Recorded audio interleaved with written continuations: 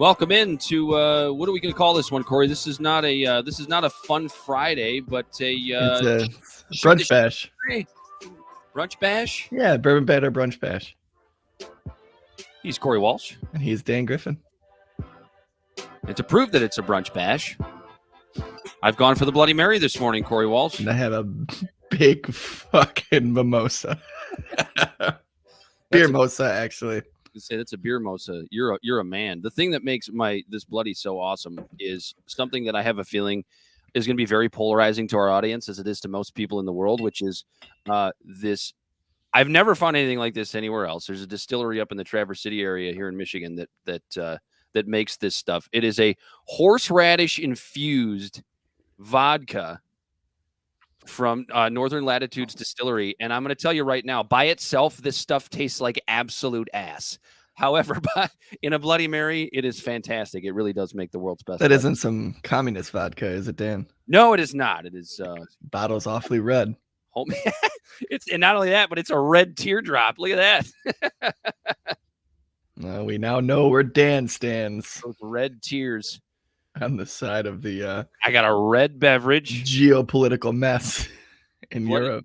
Bloody Marys they constitute communism now. It's a subconscious thing. Tinfoil Hattie. I know, I told you we need to make some tinfoil hats. One of these days. But first we have to do some housekeeping here today. That's what this show is all about. The Ukraine stuff has really dominated the news. It's even really dominated our show. It makes complete sense. It should. It's an important thing.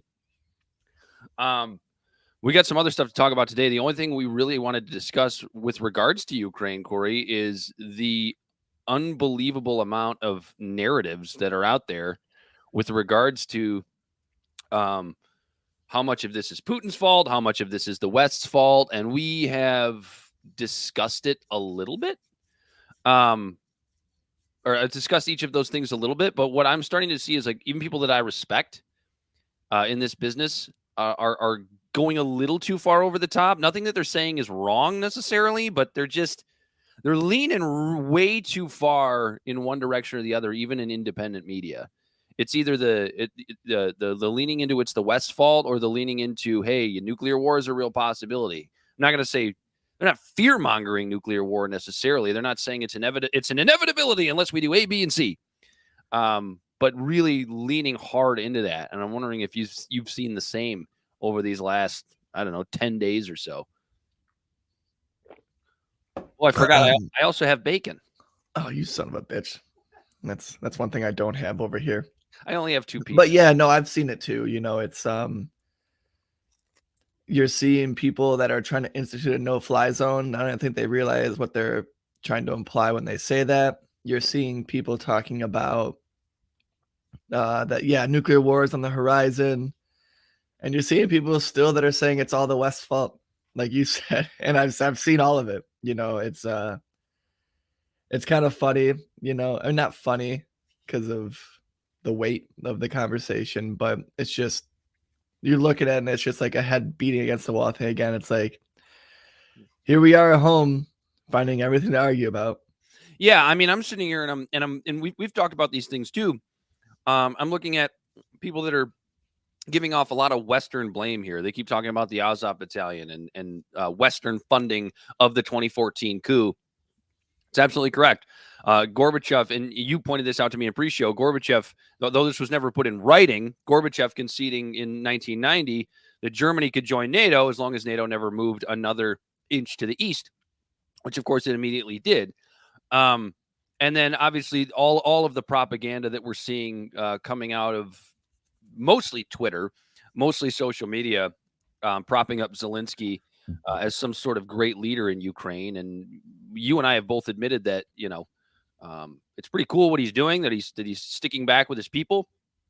However, let's not sit here and pretend like he's some sort of, bastion of great leadership. I mean, we all know that Ukraine is it's been a corrupt country for a long time.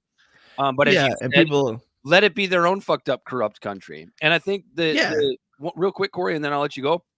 The only, like, all of these things are true with regards to the West's part in this, but I feel like when you have a crazy person who has already gone above and beyond what we thought he would do, you and I and a lot of other pundits thought he would do, and we don't know what's coming next. I think we need to kind of focus on that just for the moment.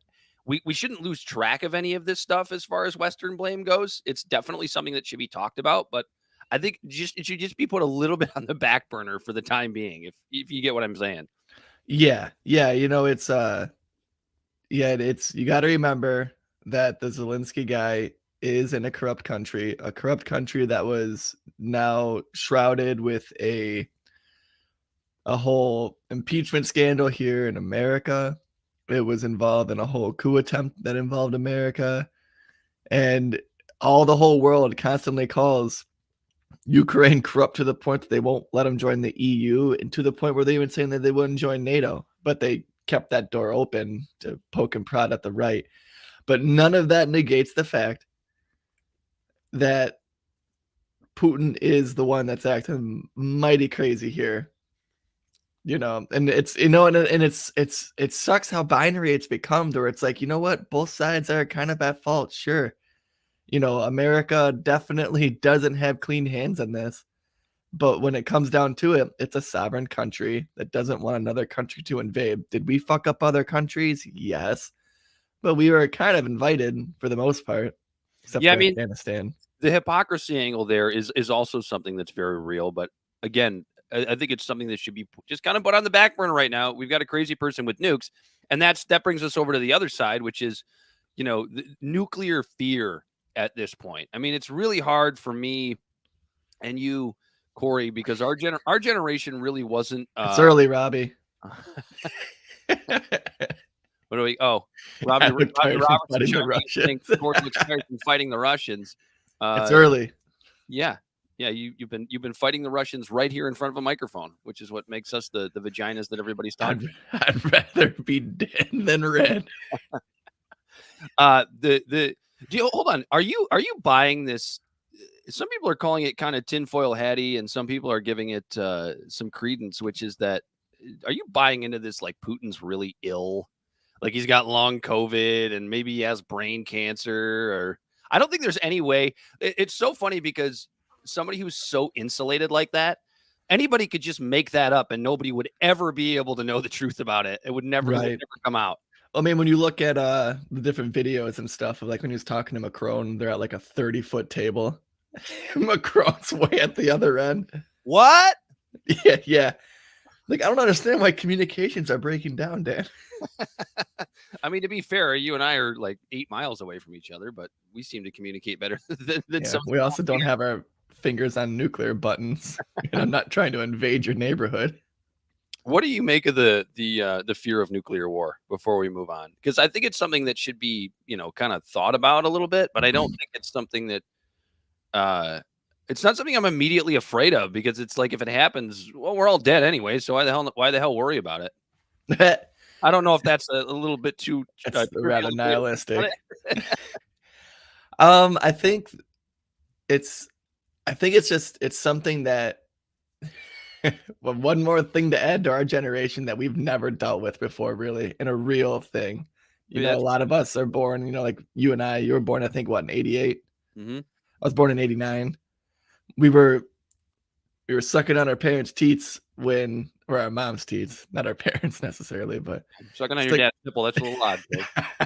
Sucking on our mom's tits when the Soviet Union collapsed, and nuclear war hasn't really been like, oh my God, the button. I mean, there was a shit with North Korea and stuff like that, but it's like, that's so distant and so like minute or minuscule compared to an actual country who actually has nukes. And so I guess the fear mongering with it, I guess it's not as well, it could be like warranted. It's probably overplayed. It just seems like there's a lot of like old playbooks being dusted off. Right. A lot to talk about it. The old Cold War playbooks. Yeah, it's something new for us. This is an existential threat that we've never really had in our lifetime. It is something that it's the biggest chance of nuclear war that we've had. Actual nuclear war, not the North Korean bullshit, but the actual nuclear war in over 30 years. Yeah, there's a big difference between a nuclear strike by North Korea that's Right. just going to get obliterated after, Like a and limp, an actual nuclear war of two of them throwing countless back like at a each limp other. dick falling in the ocean would be a lot of those North Korean missiles. Yeah, they would get one off, and then they would just not be there anymore. What did Trump call him? Little Rocket Man? Little Rocket Man. North Korea, I mean, Russia and America, we're talking about the implication He's of got a great memory, this guy. of the world actually being obliterated 10 times over. Yeah, I think it's just It could, but it's a scare tactic, but that's what those nukes are intended for. I just don't think anybody's really smart enough to figure this out, because when I've got people that I really respect, that I think are leaning a little bit too hard either towards the nuclear war side or towards the Western responsibility side, and nobody really seems to have it. This is such a complicated thing, which I think is the scariest thing, because I don't know if there's anybody out there that can actually figure this out and put it into context for how we move forward. Yeah. How do you come back from this? Dan Carlin recently in his common sense thing, he was talking about how, or not, it was not Dan Carlin, it was actually, I think it was Saga. They're talking about how close we came to nuclear war before. We had rational people on all sides. Right. And Putin's not that. We had Khrushchev and Kennedy. Like Khrushchev, like not necessarily seceded, but there's a letter that he wrote to John F. Kennedy, and he talks about both sides are pulling on a rope with a knot in the middle, and there can come a time where that knot becomes too tight, and the only way to undo it is by cutting it. And he goes, and I don't have to explain to you what you know, to explain to you what you know. Ugh. I don't have to explain to you what that means, Mr. Kennedy. And it's like I don't think we're at that point yet. We're not moving nuclear missiles around. We're not trying to station nuclear missiles in places for strategic advantage. But the fact that the talk is even there, it's knocking us back 30, 40 years. And so I'm not trying to fearmonger, but it is now a threat that's on the table that wasn't there 3 weeks ago, really, other than some bullshit rhetoric. Yeah, I mean, it's interesting. It's like I said, I have no issue with it being discussed, but I don't lean too far to one side or the other. It's just such a fluid situation. But we didn't want to spend this whole time talking about Ukraine. We wanted to do some housekeeping stuff before the Ukraine situation happened. We're having fun here on a beautiful. It actually really is a beautiful Saturday here in Michigan. Yeah, it's fucking nice out for comparatively. What's the temperature right now? It's like 50 degrees. Oh, something like that. Feels like 85 when you're a Midwesterner. Right. We want to talk about CPAC, and particularly Tulsi Gabbard's speech from CPAC. What was this? Probably what now? 2.5 weeks ago, or so. No, it might have been like a week ago or something. It doesn't matter. It was a time before Ukraine. That's nobody remembers that time, and we'll get to that actually a little bit. We'll get to that a little bit later on in the show. But Corey, this is something you really wanted to talk about, so I felt the need to kowtow to your wishes. And I did watch the speech, and most of her speech at CPAC. Yeah, Tulsi. So Tulsi does the unthinkable and talks to Republicans. Can't have that. But most of her speech at CPAC was about constitutional rights, corruption, Fourth Amendment rights to privacy. She talked a lot about the use of of terms like misinformation to discredit whatever goes against the mainstream narrative. She brought up words like white supremacist, traitor, racist, Russian asset, extremist, domestic terrorist, which is probably all things that she's actually been called by the establishment Democrats. And it's just misleading narratives to sow distrust in the U.S. government. Is what domestic terrorism is actually portrayed as in the Biden administration. That's actually in writing. I forgot where it was, but you can find it. Maybe where it's written down. Oh, the talk about misinformation. Yeah, I actually have it right here. No, what constitutes a domestic terrorist? Yeah, do you want me to read the summary real quick? Yeah, go ahead. This is a bulletin from the Department of Homeland Security. And it says the summary of terrorism threat to the U.S. homeland. The United States remains in a heightened threat environment fueled by several factors, including an online environment filled with false or misleading narratives and conspiracy theories and other forms of dis, and malinformation. Introduced and or amplified by foreign and domestic threat actors. These threat actors seek to exacerbate societal friction and sow discord and undermine public trust in government institutions and economic unrest, which could potentially inspire acts of violence, mass casualty attacks, and other acts of targeted violence and conducted by lone offenders and small groups acting in furtherance of ideological beliefs and or personal grievances pose an ongoing threat to the nation. While the conditions underlying the heightened threat landscape have not significantly changed over the last year, the convergence of the following factors have increased the volatility and predictability and complexity of the threat environment. 1. The proliferation of false or misleading narratives which sow discord or undermine public trust in the U.S. government institutions. 2. Continued calls for violence directed at U.S. critical infrastructure, soft targets, and mass gatherings, faith-based institutions such as churches, synagogues, and mosques, institutions of higher education, racial and religious minorities, government facilities and personnel, including law enforcement and the military, the media, and perceived ideological opponents, and calls by foreign terrorist organizations for attacks on the United States based on the recent events.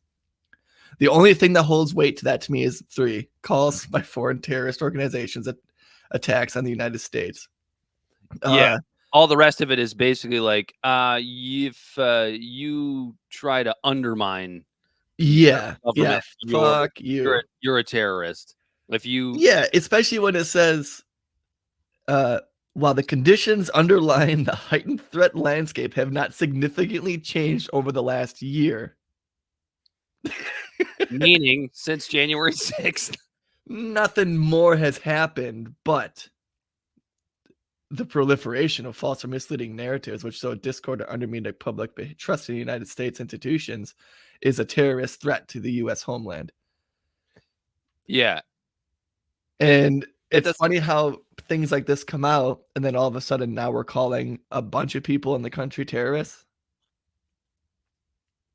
Are we? Or is that already started? I haven't been paying attention. I mean, look what they did in Canada. That's been happening here. Yeah, terrorists, insurrectionists. If you get to label protesters terrorists, then eventually they're going to do that to you. Once you have a movement that goes against their narrative. Like, I don't really give a shit if you don't agree with the protest. You can't just call protesters terrorists. That's a very, very dangerous and slippery slope. That can't be happening.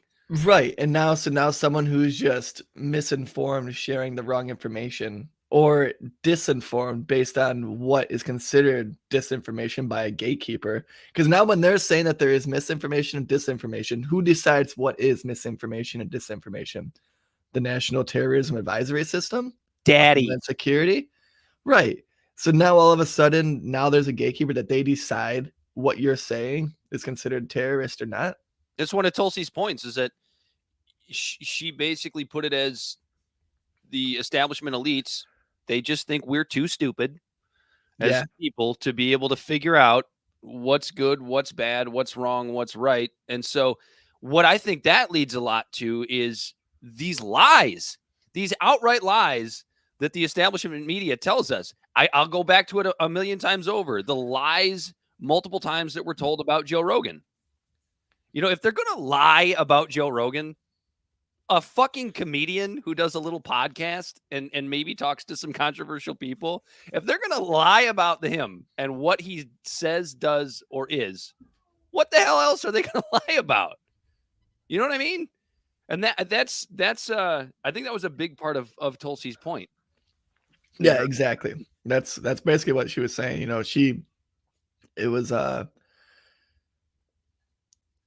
when there's gatekeepers that are deciding on what's true and what's false. And like, we're not talking about science. Science is proven true or false by like mathematical equations and the scientific method and stuff like that. But when it comes to just weird opinions and that people have, are they fucking idiots? Sure, on some of their opinions and things like that. But we can't just deem them terrorists because they're wrong. So now we're in a society to where if you're wrong, you're a terrorist. Or the parts that are left out, right? You know, during the whole COVID narrative, it was, you know, we got to save lives. We got to stop people from getting the virus. And, you know, that's all well and good. But there's another side to this, which is body autonomy, number one. The fact that there have been, regardless of how small, there have been some vaccine injuries, okay, regardless of how small. You know, and you can argue about those numbers all day long. It's a fact that they've happened. And the third thing is, you know, the early lockdowns. And I know here in the US, and especially here in Michigan, being a purple state is great because, you know, both parties kind of have to do what you want, or somebody freaks out. I'm currently calling the FBI on you, Dan, for spreading disinformation. No, but it's, you know, I kind of forgot where I was going. Oh, no, the third point was the way the lockdowns hurt people economically, you know, particularly in Canada, you know, and I understand we haven't been locked down in a while. We're pretty fortunate here in Michigan, but there are certain states. I mean, kids wearing masks and having basically their development stunted. I mean, that's been shown to be, I wouldn't say true. I'm sure the data is ongoing. Yeah, I mean, literacy rates are down, IQ is down. I guess there's less empathy being shown with children. When you can't see someone's expressions, you don't know what you're saying to them. You know what I mean? Like facial expressions with people is one of the biggest communicators that we have.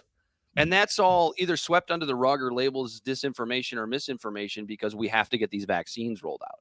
Right. And I'm not saying this that that a lot of the people in the health industry and stuff like that, when they were putting in different stipulations and mandates and stuff, was some of it money driven? Very, very quite possibly. But a lot of it was, I think, just people were scared. They didn't know what to do. Mm-hmm. They didn't know what they were supposed to do. But the problem is when you're doing an action and you're creating and you're doing something, you know, like doing these different mandates and stuff, what keeps things ongoing and progressive and working is outside voices commenting and criticizing it and saying, hey, there might be a better way to do this and this and that.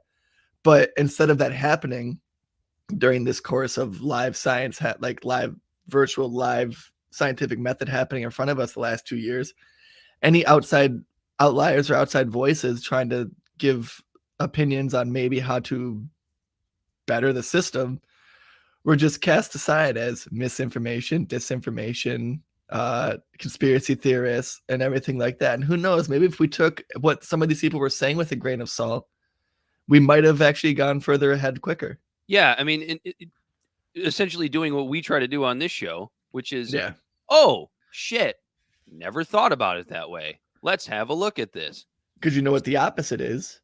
It's going back to, like, you know, hate to bring Ukraine up again, but the opposite of this is when there's one gatekeeper controlling all the streams of information, you have people in Russia who don't even know that Ukraine's being invaded. They think it's a peacekeeping operation. They don't know that, like, what's being reported of thousands of Russian soldiers dying over there.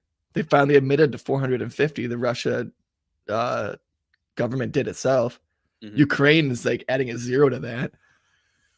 Yeah, and then, you know, the sanctions hurting the people and not the, you know, the oligarchs or whatever. Right, and when there's one stream of information, they can spin that however they want. Yeah, America's bad. See, look what they did to us. Yeah, and then on the flip side of that, now here we are, we're blocking Real Talk or the RT Russia news, and we're blocking all of their news here, which isn't good either.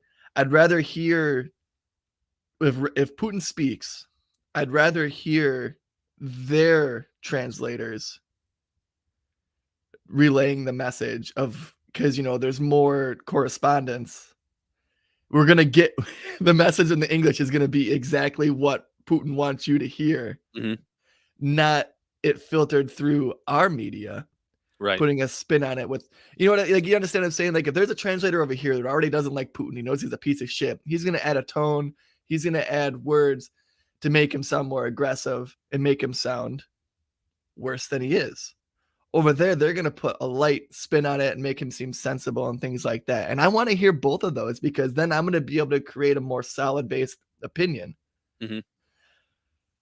They release articles in English. It's not for the Russians. It's for us to read. It's them giving us information, and that information is just as important as our information. Well, I guess I can tie this back into Tulsi's speech, which is that Tulsi Gabbard's a Russian asset, Corey. Oh yeah, she's been called arrested. Yeah, Hillary Clinton was right. Say that in her speech, right? She did. Yeah, yeah. She What did you think overall of the overall her speech, I liked it. It was true to form. It was literally Tulsi speaking. Just she's a real like constitutionalist. Mhm.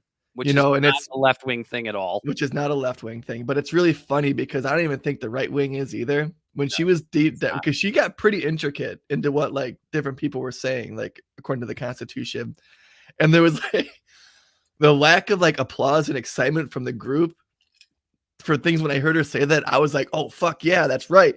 Mhm. I think You would've been hearing it. You would have been there with like Lauren Boebert and Marjorie Taylor. going, "Yeah!" like Right. cheering, holding her sign and stuff like that. I would have brought the poster, and it was just going right over their heads. And I'm like, "Wait, why are you guys like?" They cheered, like don't get me wrong, they treated her nice. They cheered for her at different things and stuff like that. But there were certain things that she talked about intrinsic values, and it was it went right over their heads. Oh, and then another one I noticed too when she said that when she was talking about the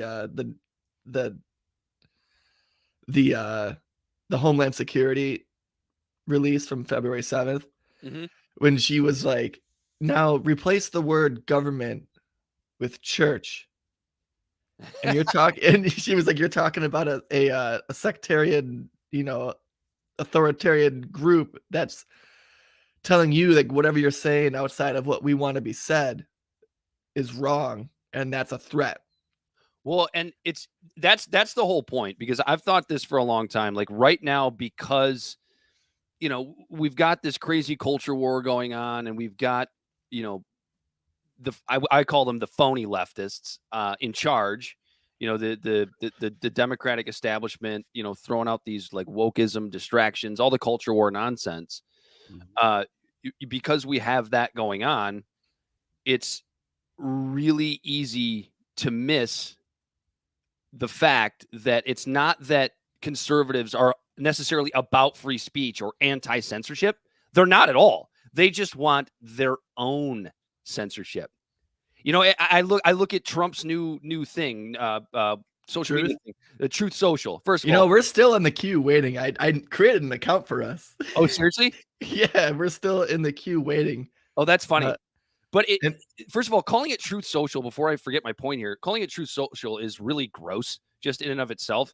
But it's got its own rules. You can't disparage Trump, and you can't disparage the creators. You're gonna call that, and you can't curse. You're gonna call that free. wait, you can't curse on there? I don't think you're not. I don't think you're allowed. I could be wrong. I don't think you're allowed to curse. I think your posts get pulled down if you curse. But I could be wrong about that. I don't want to. Maybe a listener can correct me on that. That's actually gotten through to be on Truth Social. But it's like Yeah, we're still number this nonsense. 201,332, and This it hasn't moved. nonsense that the right is about free speech and taking away censorship. And I think it's utter bullshit because they just want their own type of censorship. They want their own stuff to be out there and for the socialist stuff to be censored. And you and I, that we don't want either of those Just things. as wrong. Yeah, it's just as wrong. Yeah, the blocking books in schools, trying to block sort of like any like teaching curriculums and things like that. It's just as wrong as the left disparaging people and trying to block people as well. Like look what's happening right now. Imagine how much dumber Trump would look if he was on Twitter. Instead, we're only getting his one speech from CPAC, a couple little things when he's talking about Putin. Like, imagine how much of a fucking idiot he'd look like right now on Twitter. But instead, he doesn't get to expose his idiocracy. So now, when 2024 rolls along, it's just one more thing that people are going to forget about. And then you're going to have people taking to social media again going, but mean tweets. I love how his supporters think that that's the only reason people don't like him, because he's a mean tweeter. I couldn't give a shit about his mean tweets. Right. It don't bother me. It was the same thing. It let us know where his fucking head was at. Was it a little chaotic? Sure. Was he an idiot for posting every single goddamn thing while sitting on the shitter? Absolutely. But regardless of that.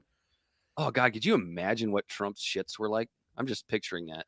It was Just all picture fast food. like an overgrown baby I picture my early 20s when all I ate was fast food. and well done steak with ketchup. That's how Not he you. eats his steak, isn't it? Yes, it is. That's how you know Uh, he's crazy. and that's how you know he's a fucking psycho. Who the hell eats their steak well done with ketchup? Only a sociopath. And then didn't he try to create a steak company? We digress. I wanted to bring up this point because I think you agree with this, Corey, with regards to Tulsi's speech at CPAC. Conservatives using Tulsi to appear centrist. Oh yeah, she's definitely Something they being do really used. well. Yeah, they're definitely using her as a piece, which I don't think she gives a shit. You know, like everyone's like, oh, she's always on Fox News. Oh, now she's at CPAC. And it's like, well, when's the last time she's been invited on CNN or MSNBC? Because I'm sure she'll go on there too. Yeah, and the reason that was, I'm sitting there and I'm listening to Tulsi talk about these issues of free speech and what were the other things that I had said she was talking? Corruption, Fourth Amendment rights to privacy, and right above, this very I would guess I would call it maybe constitutional populism, if that's a thing. Is that maybe I just invented something different? Maybe I just invented a new type of populism. But then I'm looking as they pan out they zoom out the camera, and I'm looking and everywhere I'm seeing the CPAC slogan for this year, which is awake, not woke. Like, really? Really? And you're gonna sit there and pretend that Tulsi Gabbard that is such a pokey, spiky little slogan for them to use.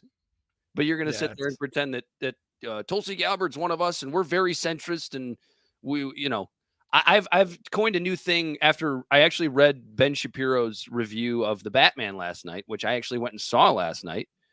And I've coined myself a new term. You know, everybody talks about Trump derangement syndrome, Corey.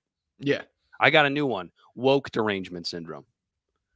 People on the right are looking for wokeism everywhere. When they're constantly posting about this swimmer from a Penn or whatever, this transgender swimmer, which I think is wrong. Honestly, I think it's wrong that she gets to compete against these biological women.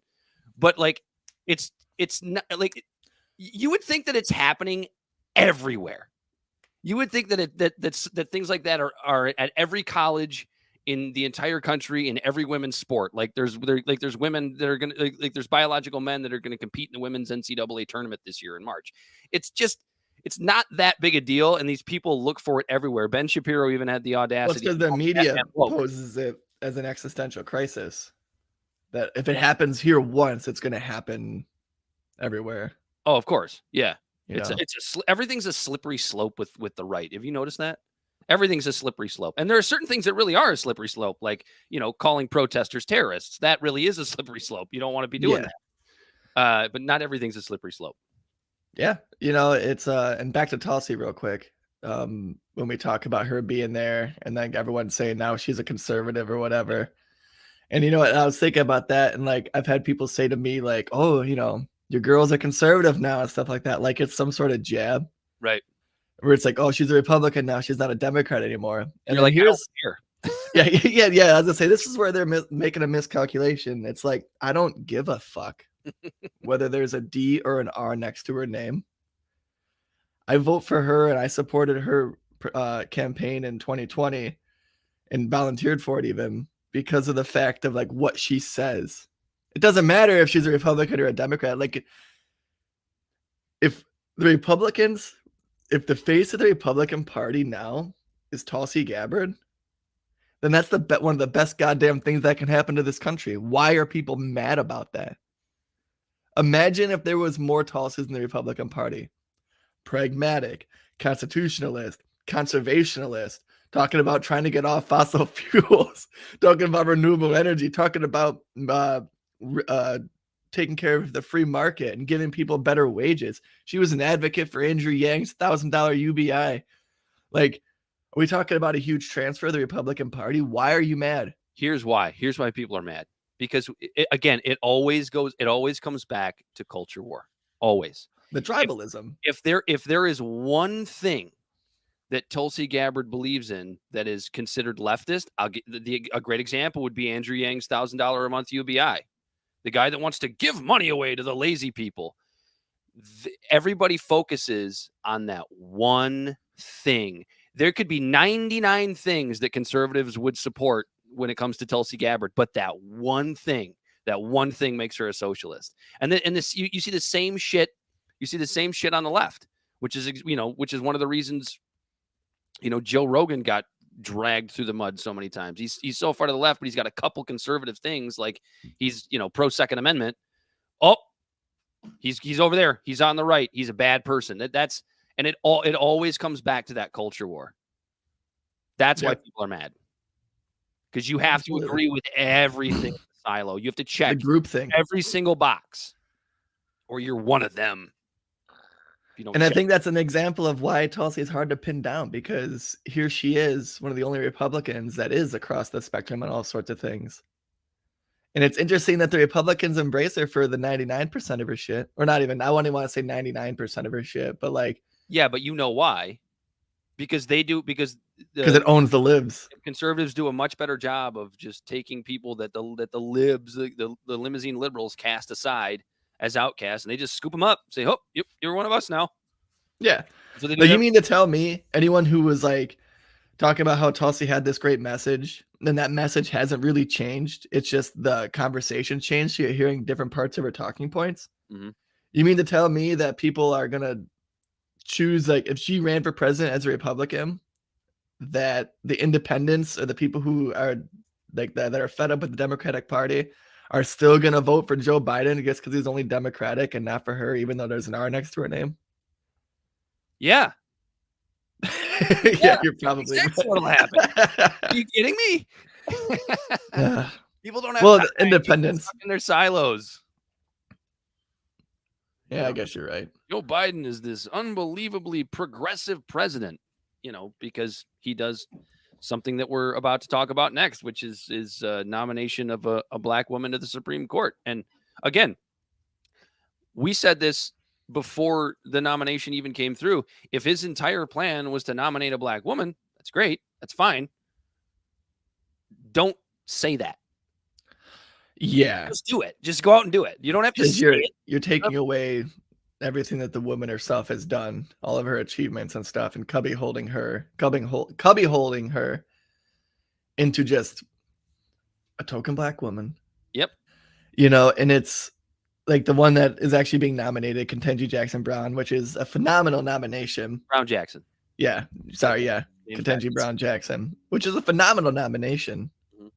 But it is now because of the fact that the rhetoric before this was about electing a black person.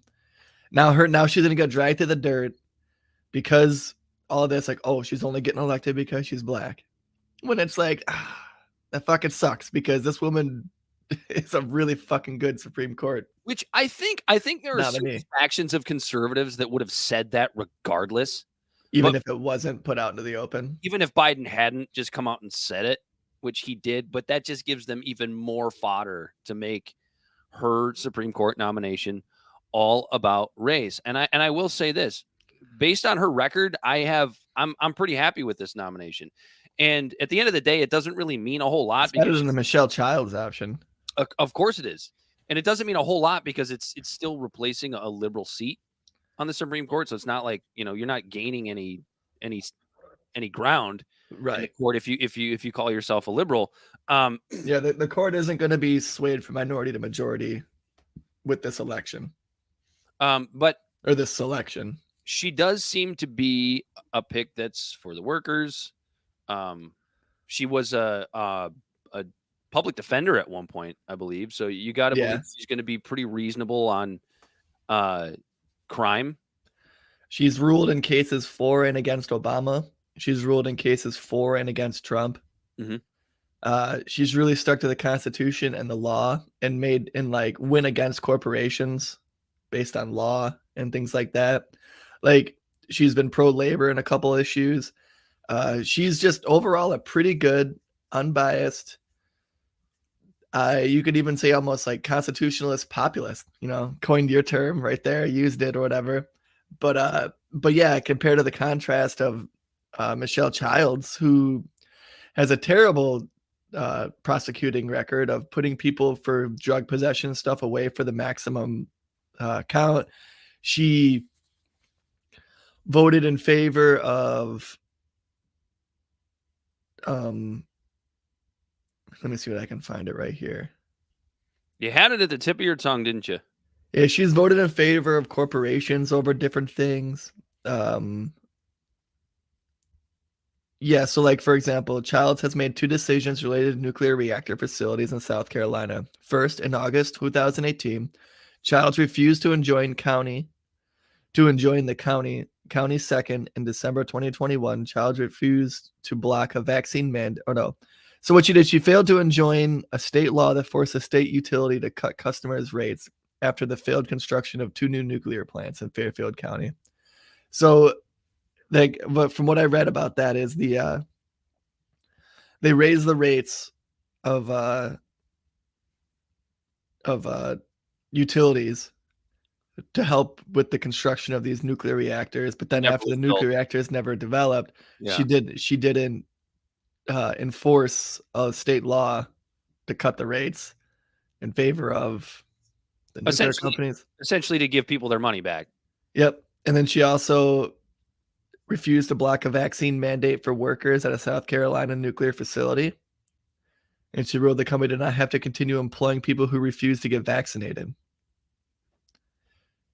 And then she also received criticism from the American Prospect regarding her criminal rulings. But yeah, she's a strong arm. You know, like here she is.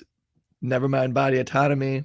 Never mind individuality or personal liberty. You know what I've always found interesting, particularly since Trump made his 2 nominations, or 3 now, right? He made 3. He had Carrot, was it Gorsuch, Kavanaugh, and Barrett? Barrett, yeah. What I've noticed is that the freak out over these nominations, I understood the freak out over the Trump nominations, especially the Barrett nomination, because that was just like, all right, Ruth Bader Ginsburg, just please don't die. Please just don't die. Yeah. So and the court kind of balanced. But then when she the hypocrisy of them ramming it through in 3 weeks when Obama, they blacked him for 6 months. Yeah. But what I always find interesting is like, it's just never as bad as we think. Like I was a little bit nervous about Amy Coney Barrett, but like looking at her record since joining the court, it's not been really ridiculously bad, even if you consider yourself even Kavanaugh. Yeah, even Kavanaugh. You're right. Absolutely. Which it's funny because the least one I was concerned about was Barrett, because when I looked up her record and stuff on her voting, she seemed very constitutionalist. And that's all we can really ask for with the federal courts. The only reason liberals get nervous, because ultimately this is where conservatives get something right when they actually go to the polls to vote. Conservatives actually vote based on the Supreme Court. They give a shit about the Supreme Court. For some reason, liberals don't until they have to. And I don't understand why that has always been the case. And now they kind of have to, and they're fucked, because when you're talking about, you know, this Roe v. Wade ruling coming down the pipeline, I honestly don't know what's going to happen. I would like to think that even this conservative court is going to uphold that law because of the backlash that's going to come from it. The precedent, the precedent that it's going to set. But I just don't know. And it's like, long live Ruth Bader Ginsburg. There's lots of reasons to love her, but dude, she should have walked away during the Obama administration.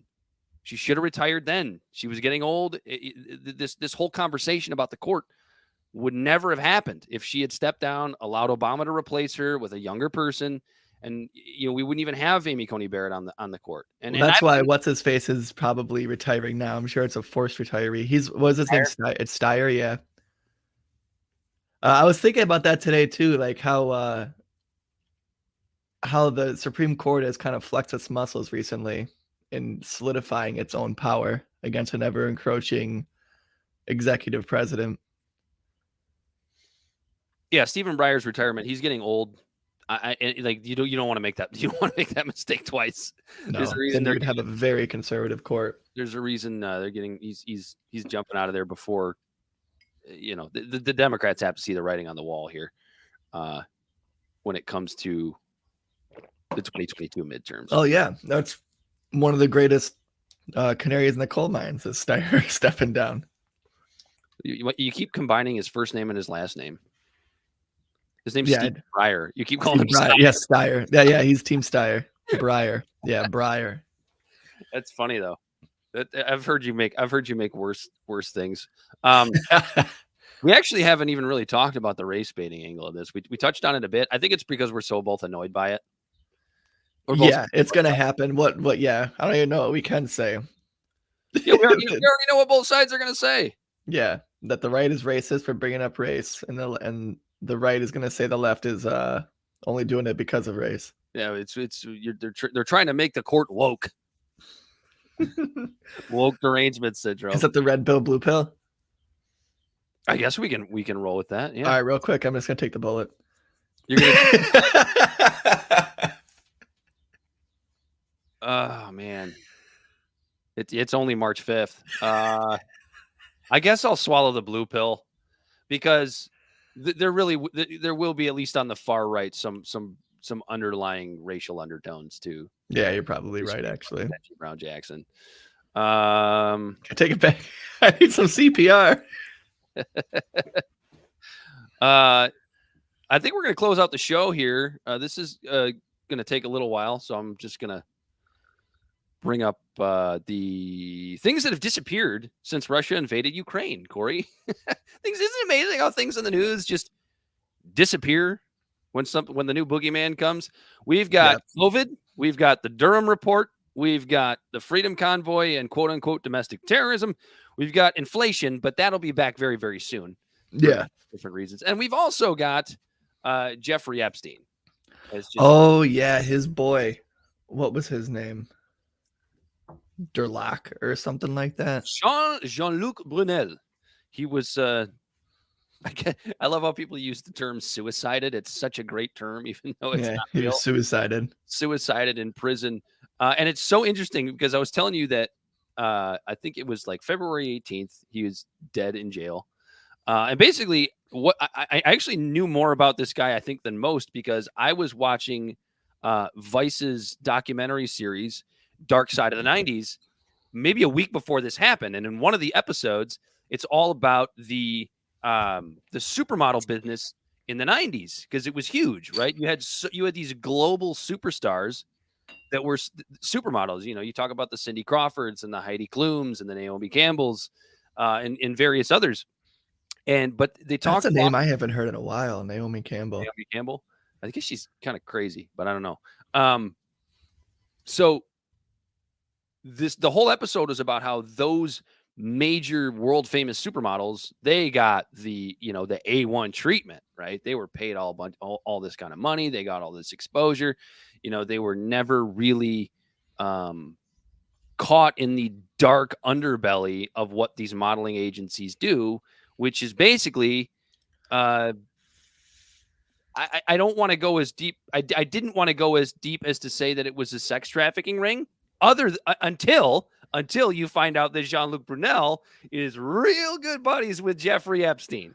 So yeah, Epstein was quoted.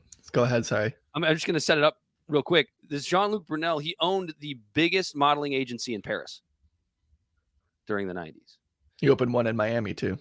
Yep, and he basically was. I've called him the underage girl conveyor belt for Jeffrey Epstein and his little underground business transactions, if you will. That's really what it was. Like all the fingers that were in there. Like was it Prince Charles? Prince Andrew. God damn it. Every single time I say Prince Charles over Prince Andrew. Prince Charles is the racist. Prince Andrew is the pedophile. That's right. Yes. Okay. That's how I remember. You like how I remember the royal family? Chuck the racist. Prince Chuck. Chuck the racist and Drew the pedo. Andy the pedo. Yeah. And and like there was an out of court settlement with Gouffre with Andrew. And I guess she said, that Epstein used to brag about like literally banging thousands of what's his face, Jacques girls. Jean-Luc Brunel. Yeah. I guess Epstein used to brag about banging all of his girls or whatever. And they were just in cahoots together, moving sex trafficking women all over the world. And it sucks that the Ghislaine Maxwell trial was a flop. Like, granted, we didn't get much from it, but like, she was the fall person. Brunel is dead. Epstein is dead. We really aren't gonna see much from this trafficking thing. Yeah. And what really pisses me off too, when we're talking about conspiracy theorists and stuff like this, when you got wind and started to talk in your communities about a child sex trafficking ring, why did you have to make it so fucking crazy? Yeah, pizza. Where none of us believed you. Yep. Keep your bearings. Keep it in an even keel. You know what I mean? Like, let's fucking talk. Like, obviously now there is absolutely a sex trafficking ring, and I promise you it hasn't gone away. Mm-hmm. Just the faces have changed, but the media is not going to talk about it. We pinned who we could. We killed who was going to talk, and they're just going to take that book and put it up on the shelf, and we're not going to hear about this shit anymore. When they take it so much further, this is where, you know, when you talk about the QAnon style conspiracy theorists, right? They just take it so far. Like, there can still be a conspiracy, right? There can still be this giant elite sex trafficking ring, but when they turn it into this idea that everybody's involved, only Democrats are involved. Yeah, well, yeah, because they ignore the fact that Donald Trump was buddies with Epstein. It's just conveniently ignore that.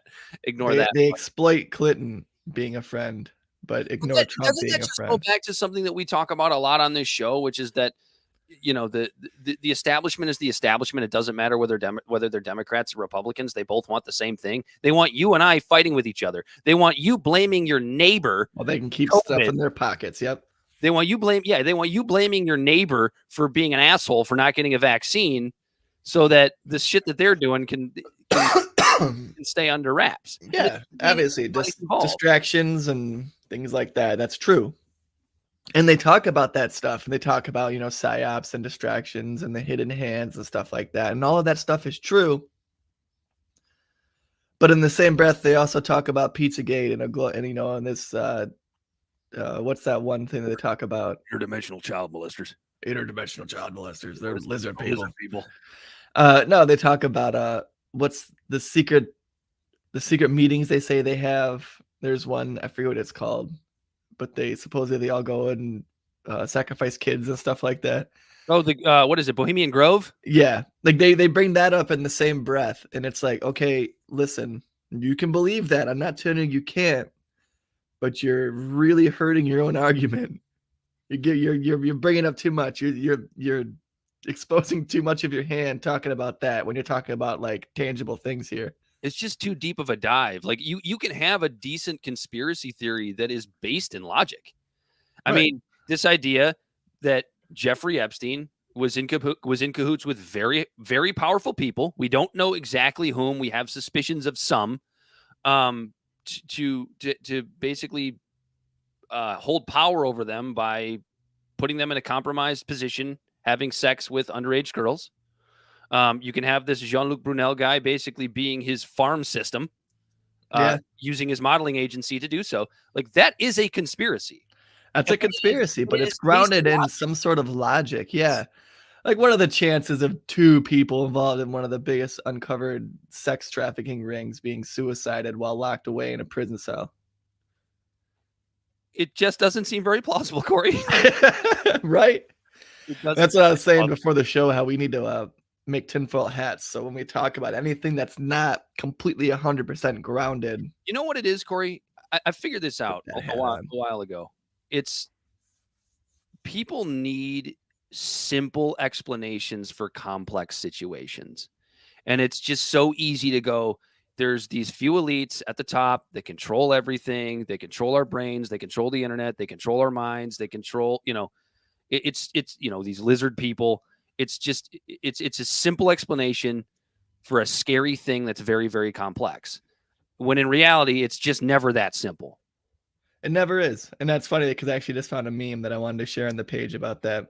And it's, I'll describe it real quick. You ever seen that meme of the one girl walking and then the guy is with the other girl and he's turning around and looking? Yeah. And she has this look like, what the fuck? And it says, like the guy looking is, like the American populace, and then the one that he's looking at is a simple explanation that's wrong, and then the other one's a complex answer that's true. Yeah. That's exactly right. Exactly. It's just this need for simple answers. That's how QAnon got started. That's all that stuff. It's always more complex than that. Yeah, you're absolutely right. What else did the world forget about? Oh, hacking of the Freedom Convoy donors, Corey. We really wanted to talk about this one. Oh yeah, the double standard of that is absolutely insane. So real quick, picture me with you, if you will. In 2020, when the BLMs were happening and people were given to GoFundMe, how much would people lose their shit if all the people that donated to the different GoFundMe Black Lives Matter charity races or charities, how much would the people on the right lose their mind, or how much people on the left would they lose their mind if they were hacked and all of that information was doxed? They would be pissed, and people on the right would be like, well, they deserve it. They're criminals. Yeah. They're terrorists. They're domestic terrorists. Well, now we have this guy. His name is, I just had it, Aubrey Cottle. And he was the one that was bragging. Should I share the video of this unhinged fucker? Sure. I don't remember actually watching this. This might be the first time I've seen it. Oh, okay. I can't show you this guy. I need a laugh right now. My Bloody Mary's gone. So this guy.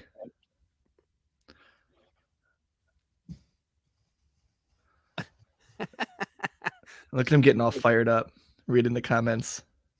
Nothing scares me. Nothing. So this is the hacker. Yes, I doxed the truckers. I did it. It was me. I hacked Give, Send, Go, baby. And I do it again. And your little dog, too. I do it 100 times. I did it. I did it. Come at me. What are you going to do? What are you going to do to me, huh? Why is he doing that? I don't know. He's like dancing like a video game character on pause. I hacked Parler. I hacked Gab. I hacked Truth Social. I hacked Go, Give, Send, Go. I don't care.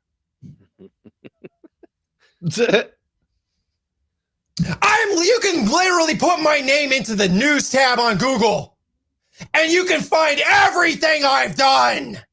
I am literally in every mainstream media publication for the things that I do. I'm not an unknown actor. I'm literally a famous fucking cyber terrorist. You think you could scare me?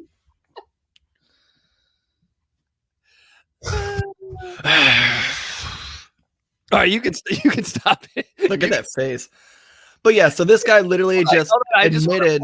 I just want to point out that when he's waiting for the next one, he's sitting there like breathing heavy, like he's like a video game character on pause, like waiting for the response of do you say yes or no? Yeah. But yeah, so he went and hacked them, and now this was a independent company that had their information hacked. Yeah, so it happened though. Mm-hmm. It did happen. The information was doxed. He's claiming credit for it, and he's saying that he also hacked these other places.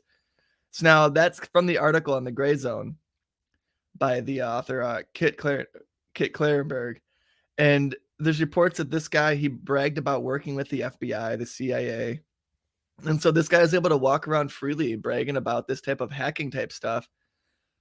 And they're just letting it happen. Meanwhile, we have other people who have released information that are literally dying in prisons and hiding in countries like Russia for doing essentially the exact same thing. And now I'm talking about Assange and Snowden. There's Chelsea Manning.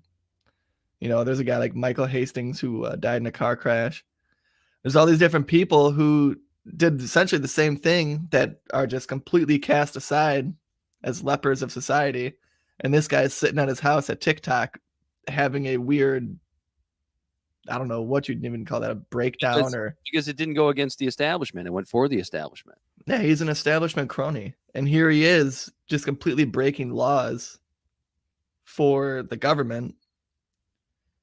Yeah, numerous times he stated working for government agencies in the past, and nothing happens to him.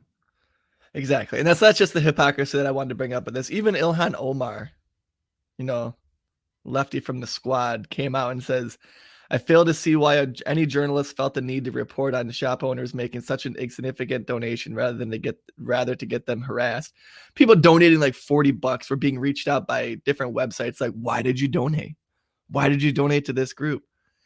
And it's just absolutely insane to me. Like, she went on to say that I wish journalists wrote the articles they think they are writing. Dude, that's sorry to say it, but your stories aren't always balanced and often have a clear political bias. Your stories aren't always balanced and have a clear political bias. Calling it out isn't. Oh, okay, yeah. So then she called out one of the websites that was publishing this, and she said to them, she said, sorry to say it, but your stories aren't always balanced and often have a clear political bias. Calling it out isn't harassment or journal bashing. Yeah, then she tried to say that she was harassing them or saying she was journalist bashing. She goes, everyone has a right to critique your story and its merits. And then she says, I fully read the article multiple times, and I still don't believe there was merit to the story as reported other than further harassment. You all are entitled to your opinions, but my opinion remains the same. These kinds of stories ruin people's lives and are uncalled for.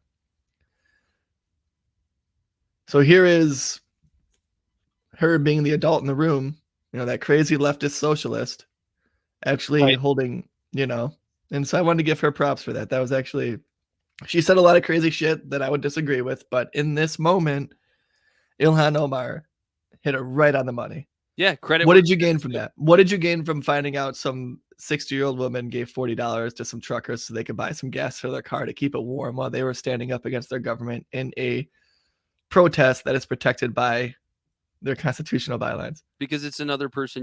It's another way to prove. It's just another tally mark in the white supremacy group. It's like a whiteboard. We're checking off all the white supremacists here. We got to make sure we get them all.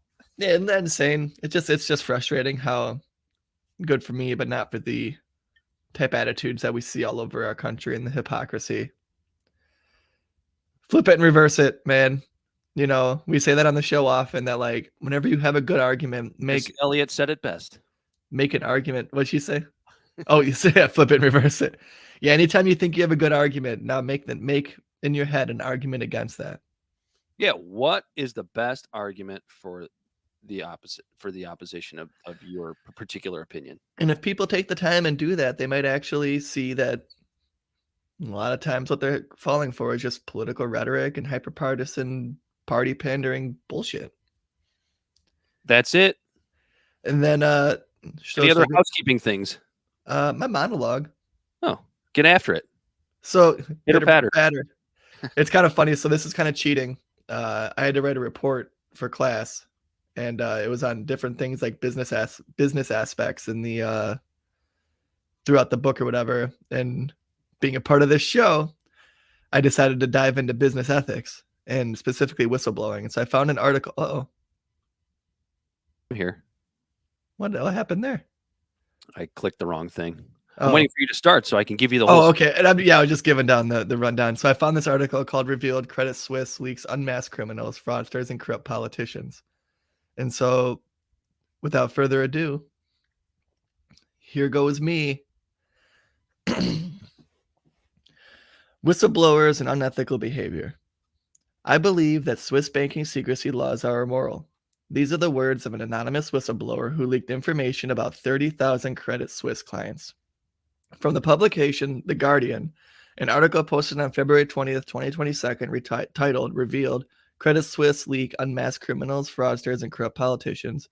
The article goes into great detail regarding the unsavory to downright criminal characters the bank has been deciding to do business with.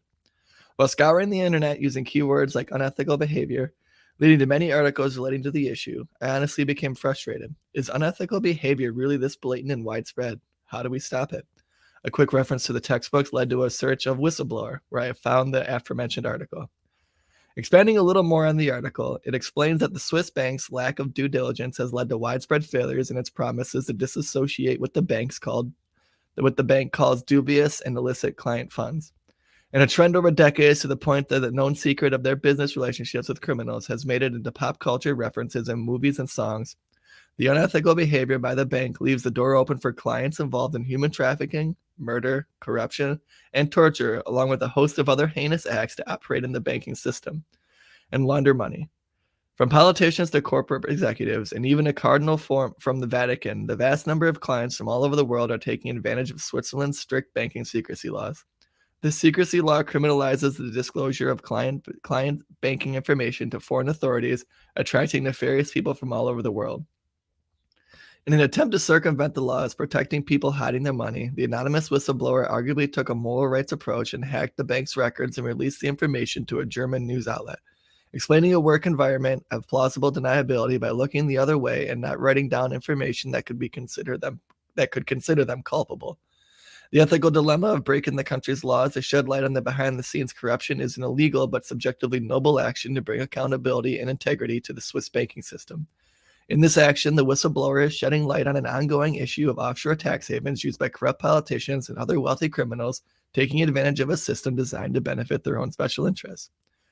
I believe it is critically important that the international banking system works towards strengthening whistleblower protections. In a free market, there is no room for an oligarchy to have a lower set of standards to operate by, while the rest of the world must follow much stricter laws and regulations on a day-to-day basis. Strengthening these protections will create accountability, which will lead to integrity. This will lead to a byproduct of a healthier economy, where the playing field of a free market in a capitalist society for the average citizen is fair versus the scales being tipped to oligarchs, self-serving politicians, and wealthy elite. As I move up in the corporate world, I hope to continue to develop a post-conventional moral stance on issues that are seen as morally abject and not afraid to speak out against unethical behavior. Hopefully, leading by this example will instill an ethical work environment, not only among any subordinates, but also upper management that I answer to. So it's,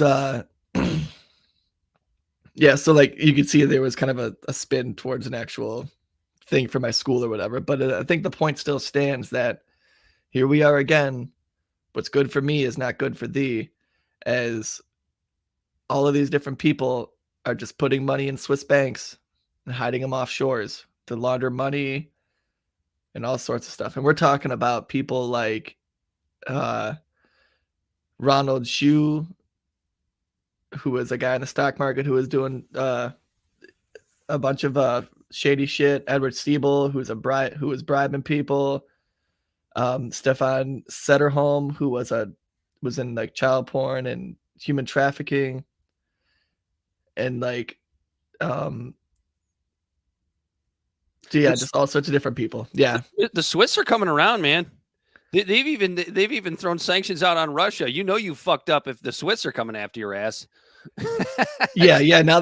So now like they're throwing they're throwing shit behind an actual war when they've been like neutral for like 100 years or so. Jesus Christ, they even kept Hitler's money and nobody got mad.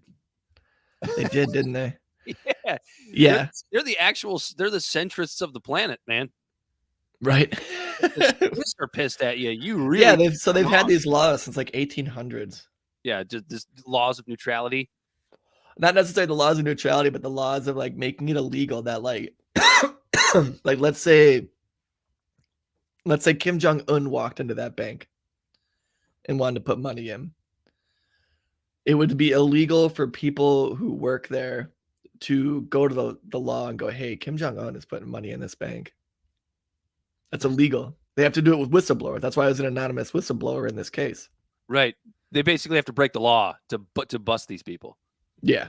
They have to break. That's why I think just when it comes to whistleblowers, when it comes to like people like Mark Felt, who was the guy from Watergate, Edward Snowden, Julian Assange, this whistleblower, the whistleblower with Purdue Pharma, all these different whistleblowers, they need protection. What's good for me is not good for thee. Also, and don't you dare tell on me.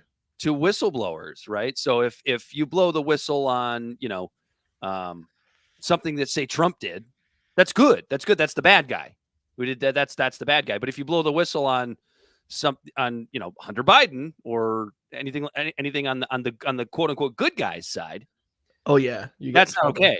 With that whistleblower goes away. Like the laptop thing when they were trying to bring criminal action against people involved in that, even though New York Times also reported on it. Yeah, yeah, oh yeah, yeah.